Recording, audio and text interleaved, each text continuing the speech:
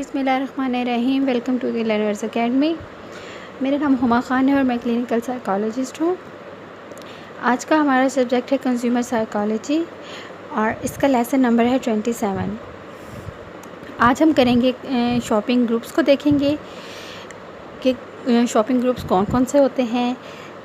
दूसरे नंबर पे हम देखेंगे celebrity and other reference groups को और फैमिली एज अ ग्रुप देखेंगे। ठीक है, नंबर 1 पे है शॉपिंग ग्रुप। अगर हम शॉपिंग ग्रुप्स की डेफिनेशन देखें तो 2 or more people who shop together, whether go food, clothing or simply to pass the time, can be called a shopping group। ये जो ग्रुप होता है इसमें फ्रेंड्स भी शामिल होते हैं, फैमिली भी शामिल होती है। इसमें हमारे वो लोग शामिल होते हैं जिनके साथ हम अपना टाइम स्पेंड करना पसंद कर रहे होते हैं, तो इन्हें परचेज़ पेयर्स भी कहा जाता है। अब motivation for shopping with purchase pairs को अगर हम देखें तो इसमें ये होता है कि सोशल मोटिव शामिल होता है, to spend time together and enjoy lunch after shopping. असल में मोटिव तो यही होता है कि इंसान जब जा रहा है शॉपिंग के लिए तो कुछ लेने के साथ साथ वो उसे इंजॉय भी करे, तो वो फिर इस तरह की जो शॉपिंग ग्रुप्स हैं या परचेज़ पेयर्स हैं, इस तरह के ग्रुप्स बनाते हैं लोग ताकि वो इकट्ठे जाएं और बाद में इकट्ठे इंजॉय भी करें और खाना वगैरह भी खा लें, लंच भी ले लें। रिस्क अवॉइडेंस हो जाता है। इस शॉपिंग ग्रुप का फ़ायदा ये होता है कि इसमें रिस्क जो है वो कम हो जाता है। इसमें जो ज़्यादा लोग गए होते हैं, 2 या 2 से ज़्यादा, तो वो जो चीज़ को डिसीजन जो मेकिंग कर रहे होते हैं, जो चीज़ की जो क्वालिटी है उससे अच्छी तरह से डिसाइड कर लेते हैं कि इसे ये बेहतर है, इसे लेना चाहिए या नहीं लेनी चाहिए, या लो क्वालिटी है। इस तरह से रिड्यूसिंग दी एरर्स रिड्यूस हो जाते हैं। जब 2 या 2 से ज़्यादा लोग होते हैं तो वो आपस में मशवरा कर लेते हैं कि इसे लें ना लें या किस तरह का डिसीजन लेना चाहिए, तो उससे एरर रिड्यूस हो जाते हैं। None of the members know about the product under consideration. ऐसा भी होता है कि समटाइम्स कुछ इस तरह के ग्रुप्स बनते हैं, इसमें हमारी फैमिली के साथ कि किसी को भी कुछ पता नहीं होता कि क्या जो हम लेने जा रहे हैं उसमें क्या है, कोई भी एक्सपर्ट नहीं होता वहाँ पे, सब किसी को कुछ भी नहीं पता होता, तो सब यही कह रहे होते हैं कि चलो चलते हैं वहाँ जाके देख लेंगे कि क्या करना है। इस तरह का भी एक ग्रुप होता है, ज़रूरी नहीं कि हर ग्रुप एक्सपर्ट हो। तो नेक्स्ट जो होता है डिफेंसिव रीजंस होती हैं कि इसमें कॉन्फिडेंस, जब कलेक्टिवली गए होते हैं तो कॉन्फिडेंस बढ़ जाता है कि इंसान जब किसी के साथ होता है तो वो कंफ्यूज नहीं होता कुछ भी परचेज़ करने में, उसमें वो मुशावरत कर लेता है, बात कर लेता है, नेगोशिएट कर लेता है। इस तरह के डिफरेंट फैक्टर्स हैं, इनका फ़ायदा हो जाता है शॉपिंग ग्रुप्स बनाने का। तो एक और तरह का ग्रुप होता है जिसे इन हाउस शॉपिंग पार्टी कहा जाता है। इसमें ऐसा होता है कि किसी भी एक फ्रेंड के पास सब लोग इकट्ठे हो जाते हैं और वहाँ पे किसी भी ख़ास प्रोडक्ट के जो फ़ीचर्स हैं इन्हें डिमॉन्स्ट्रेट किया जाता है और प्रोडक्ट्स को सेल की जाती हैं। इसका फ़ायदा ये होता है इन हाउस शॉपिंग पार्टी का कि एक तो पार्टी हो जाती है, सेकंड इसमें ये होता है कि जो कस्टमर्स हैं या जो कंज्यूमर्स हैं वो वही इनवाइट किए जाते हैं जो पोटेंशियल होते हैं, जिनमें बाइंग पावर ज़्यादा होती है। और जब एक जगह पे जब इकट्ठे हुए होते हैं तो ये हर बंदा ही अपने ऊपर कंपल्सरी समझ रहा होता है कि मैं आया हुआ हूँ तो इनवाइटेड हूँ, तो मुझे यहाँ से कुछ ना कुछ ले ही लेना चाहिए, तो वो कुछ ना कुछ ले ही लेता है। तो इसकी फ़ायदा ये होता है कि इसमें सेल अच्छी हो जाती है। नेक्स्ट हम ग्रुप को देखते हैं, उसमें होता है customer referral program. Customer referral program make use of element of shopping behaviour that take into account the group dynamic. It usually focuses on member gets members campaign. इसमें एक मेंबरशिप, एक बंदे को या एक कस्टमर को मेंबरशिप दी जाती है और उसमें कहा जाता है कि अगर आप नेक्स्ट अपने कोई मेंबर लाते हैं, फैमिली मेंबर या कोई फ्रेंड्स को लाते हैं और हमारा मेंबर बनवाते हैं हमारी कंपनी का, तो हम उस पे आपको ये पॉइंट्स देंगे, आपको क्रेडिट रिवॉर्ड्स देंगे, क्रेडिट पॉइंट्स देंगे। इस तरह से ना तो आपको इसमें बेनिफिट होगा। इस तरह कि उसका बेनिफिट दूसरे मेंबर के साथ अटैच करके ज़्यादा से ज़्यादा उन्हीं इसके सर्कल में से प्री प्रीवियस कस्टमर के सर्कल्स में से कस्टमर्स को कंज्यूमर्स को इकट्ठा किया जाता है, तो इसे कहा जाता है कंज्यूमर रेफरल प्रोग्राम। नेक्स्ट हमारा जो ग्रुप है जिसे हम देखने जा रहे हैं वो है वर्क ग्रुप, जिसे हम पिछले लेसन में अच्छी तरह से एक्सप्लेन कर चुके हैं। वर्क ग्रुप वो ग्रुप्स होते हैं जिनमें हमारे काम करने की जगह पे जो लोग होते हैं उन्हें मिलाकर ग्रुप बना होता है, और ज़्यादा टाइम हमारा जो है अपने वर्क ग्रुप्स के साथ ही स्पेंड होता है, क्योंकि सारा जो हमारा पोटेंशियल टाइम होता है काम डे का वो हमारा वर्क ग्रुप के साथ गुजरता है। बाकी जो शाम का या रात का टाइम होता है जिसमें ज़्यादा मोस्टली लोग या तो नेक्स्ट डे के लिए तैयारी कर रहे होते हैं या सो रहे होते हैं, रेस्ट कर रहे होते हैं, तो वो टाइम अपना फैमिली के साथ इतना ज़्यादा नहीं गुजरता जितना वर्क ग्रुप्स के साथ गुजरता है। तो इसमें भी 2 टाइप्स के ग्रुप्स होते हैं, जिसमें फॉर्मल ग्रुप और इनफॉर्मल ग्रुप होते हैं। फॉर्मल ग्रुप वो होते हैं जिनके साथ जिन्हें मोटिव दिया गया होता है और कुछ गोल्स दिए गए होते हैं कंपनी की तरफ से और उन्होंने अचीव करना होता है। और इनफॉर्मल होता है जो एंटरटेनमेंट के लिए होता है, इनका मकसद कुछ भी हासिल करना नहीं होता, जस्ट टाइम को अच्छा स्पेंड करना होता है। नेक्स्ट हम देखते हैं ग्रुप को वर्चुअल ग्रुप कम्युनिटी। इसमें वेब बेस्ड कंज्यूमर ग्रुप शामिल होते हैं। इसमें तमाम तरह की प्रोडक्ट से रिलेटेड या सर्विसेज से रिलेटेड इंफॉर्मेशन दे दी जाती है पेजेस पे या डिफरेंट साइट्स पे, और वहाँ पे लोग जो हैं वो एक साथ इकट्ठे जमा होते हैं और वो उस पर डिस्कशन कर रहे होते हैं प्रोडक्ट्स पे, उन्हें कम्युनिकेट कर रहे होते हैं, एक दूसरे को कन्विंस कर रहे होते हैं, बता रहे होते हैं, अपने एक्सपीरियंसेस बता रहे होते हैं प्रोडक्ट को लेकर, बैड या अच्छे या बुरे। तो इन्हें कहा जाता है वर्चुअल ग्रुप कम्युनिटी। इसी तरह से एक और ग्रुप है, उसे कहते हैं एवोल्यूशन इन दी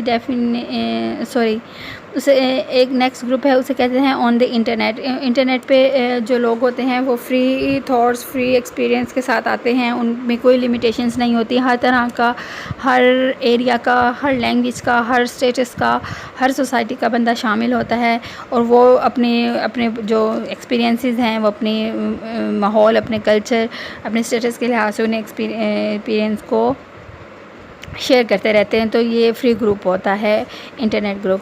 नेक्स्ट है brand community. Specialised non geographical bound community होती है based on a structure set of social relationships among admirers of a brand. इसमें ख़ास तरह के ब्रांड को यूज़ करने वाले लोग शामिल होते हैं और वो ज़्यादा ब्रांड्स की तारीफ़ ही कर रहे होते हैं, उसके पॉजिटिव रिस्पॉन्स दे रहे होते हैं। नेक्स्ट हम देखते हैं कंज्यूमर एक्शन ग्रुप्स को देखते हैं।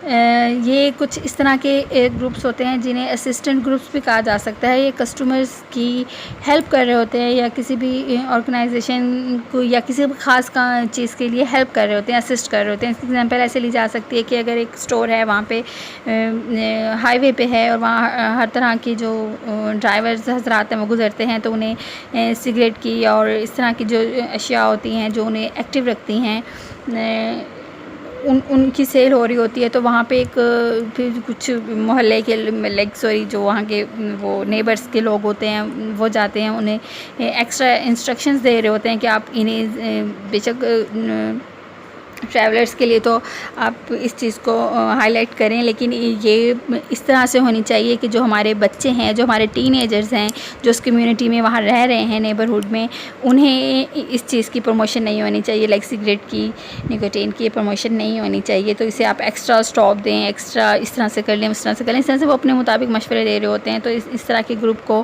कहा जाता है कंज्यूमर एक्शन ग्रुप्स। नेक्स्ट हम देखते हैं celebrity and other reference groups appeals. तो अगर हम देखें तो types of reference groups in this regard include, इसमें डिफरेंट टाइप्स होती हैं। Celebrities can be powerful force in creating interest और action which regard to purchase और using selecting good and services. Celebrity को जब सेलिब्रिटी टीवी पे आके बोलता है कि ये जो प्रोडक्ट है या ये शैम्पू है या ये जो भी चीज़ है मैं इस्तेमाल करता हूँ, इससे मेरे बाल बहुत अच्छे हो गए हैं, और मैं या टूथपेस्ट है तो मेरे दांत बहुत अच्छे हो गए हैं, मेरी इस तरह से होता है तो वो अपील करता है, लोग चाहते ना चाहते हुए भी उस चीज़ को पसंद करने लगते हैं अगर वो सेलिब्रिटी को पसंद करते हैं। तो इसमें डिफरेंट टाइप्स होती हैं, सेलिब्रिटी अपील होती है, एक्सपर्ट अपील होती है, कॉमन मैन अपील होती है, एग्जेक्टिव एंड एम्प्लॉय अपील होती है, train and spokes character appeal होती है। सेलिब्रिटी अपील में मूवी स्टार्स शामिल होते हैं, टीवी स्टार शामिल होते हैं, एंटरटेनमेंट स्पोर्ट्स आइकन्स शामिल होते हैं, एंटरटेनर्स शामिल होते हैं। और ये रिसर्चेस कहती हैं कि 25% जो है सेलिब्रिटीज़ का 25% एडवर्टीज़मेंट में सेलिब्रिटीज़ का इस्तेमाल किया जाता है अपनी सेल्स को बढ़ाने के लिए। नेक्स्ट होता है एक्सपर्ट अपील होती है। इसमें जो किसी भी फील्ड से रिलेटेड एक्सपर्ट होता है उसको एडवर्टीज़मेंट में शामिल किया जाता है। लाइक अगर एक ऑयल का ऐड है तो उसमें शेफ़ को यूज़ किया जाता है, अगर टूथपेस्ट का ऐड है तो उसमें डेंटिस्ट को लाया जाता है, वो आके अपनी राय दे रहा होता है। कार लीजिंग प्लान है तो उसमें फाइनेंशियल एनालिसिस का जो एक्सपर्ट होता है वो आके अपनी राय बता रहा होता है कि आप इस तरह से, मतलब वो एक्सप्लेनेशन कर रहा होता है जो लोगों को अपील कर रहा होता है। नेक्स्ट हम आते हैं द कॉमन मैन अपील की तरफ। इसमें ऐसा होता है कि जो लेमैन होता है, वो जो यूज़र्स होते हैं प्रोडक्ट को यूज़ करने वाले, वो आकर एड्स में बता रहे होते हैं कि हमने इस प्रोडक्ट को यूज़ किया और हमने इसे ऐसा पाया, लिहाजा आप भी यूज़ करें, ये बहुत अच्छा है। तो ये भी अपील, लाइक एरियल में आप देख लें, इस तरह के जो सर्फ के जो एड्स होते हैं उसमें फ़ीमेल्स आई हुई होती हैं और वो बता रही होती है कि हमारे बहुत अच्छे कपड़े हो जाते हैं और बहुत धुल के साफ़ हो जाते हैं, तो वो अट्रैक्ट कर रही होती है। अच्छा, इस तरह से नेक्स्ट होता है एग्जेक्टिव एम्प्लॉयज़ पर्सन होते हैं। इसमें CEO जो होते हैं एडवर्टीज़मेंट के डिफरेंट कंपनीज़ के, वो आके अपनी कंपनी का मोटो बता रहे होते हैं और उसकी प्रमोशन कर रहे होते हैं। इस तरह से trade and spoke character appeals होते हैं। इसमें जो characters create by the company to endorse their products, इसमें जो कंपनी है वो डिफरेंट तरह के करैक्टर्स को इंट्रोड्यूस करवा रही होती है। जैसे कमांडर सेफगार्ड में या निंजा टर्टल्स में एक ख़ास करैक्टर होता है, वो आता है और वो प्रमोशन कर रहा होता है प्रोडक्ट की। तो ये भी लोगों को बहुत ज़्यादा अपील कर रहे होते हैं क्योंकि लोग जो हैं इन जो करैक्टर्स हैं इन्हें पसंद करते हैं। डिफरेंट तरह के और भी रेफरेंस ग्रुप बनाए जा सकते हैं जिसमें रिस्पेक्टिव रिटेलर्स हो सकते हैं, editorial content to special interest magazines भी शामिल हो सकते हैं, फैशन मैगजीन्स एंडोर्समेंट हो सकती है, फैशन डिज़ाइनर्स आके डिफरेंट कोई भी चीज़ को प्रमोट कर सकते हैं, सेल्स ऑफ अप्रूवल हो सकता है जिसमें medical pharmacology products ISO certified जो हैं वो लोग शामिल होते हैं। नेक्स्ट हम आते हैं अगले टॉपिक की तरफ जिसे कहते हैं family age group. Family age group की फैमिली कंजप्शन रोल्स इंक्लूड होते हैं कि ये इन्फ्लुएंस होता है फैमिली का जो है वो किसी भी परचेज़ के बढ़ाने या कम करने में बहुत ज़्यादा इन्फ्लुएंस शामिल होता है। फैमिली की राय बहुत ज़्यादा मैटर कर रही होती है। फैमिली जो है वो गेट कीपर के तौर पर भी इस्तेमाल करती है कि कौन से प्रोडक्ट को घर में आना चाहिए, कौन से प्रोडक्ट को घर में नहीं आना चाहिए, ये भी डिसाइड फैमिली करती है। एंड फैमिली जो है एज अ डिसाइडर भी होती है कि ये डिसाइड कर रही होती है कि किस प्रोडक्ट को फर्दर हमने कंटिन्यू करना है, किसको स्टॉप कर देना है या किस चीज़ की कंजम्पशन को कितना लिमिटेड करना है। बायर्स होते हैं, फैमिलीज़ जो होते हैं वो पर्टिकुलर प्रोडक्ट के और सर्विसेज को पसंद करते हैं, इस तरह से वो उन्हें प्रमोट कर रहे होते हैं या रोक रहे होते हैं।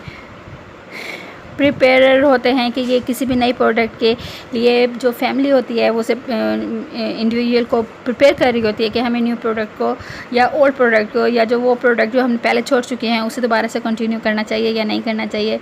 तो इस तरह से वो माइंड सेट भी करते हैं कंज्यूमर का।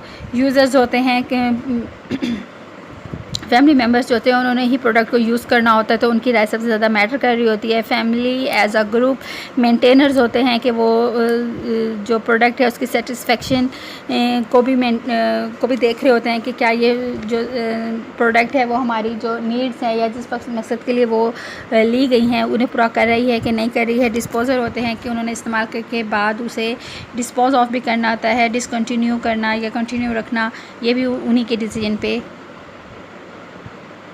मुनहसर होता है या डिपेंडेंट होता है। आज के लिए इतना ही, अल्लाह हाफ़िज़।